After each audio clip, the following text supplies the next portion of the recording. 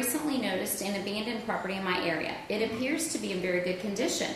I would like to know how I should go about processing it and making a profit from it. This would be my very first venture. What do you suggest? Thanks I for your help. suggest you don't spend a lot of time chasing dead ends. If there's no for sale sign on that front yard, then it's probably not for sale. It might be a bank-owned property going through the process of turning it around, and until the realtors get a hold of it, there's nothing you're going to do with it.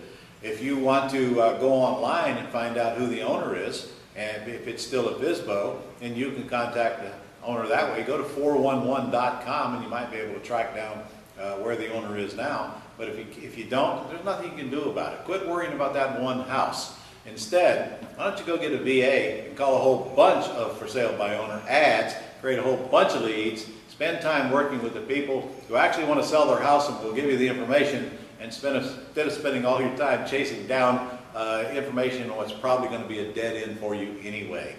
We have to find the people who need to sell and buy houses from them. We can't find houses and then track down the people and make them want to sell. Work with the people who want to work with you. They're advertising online and in your papers every single day. Start there.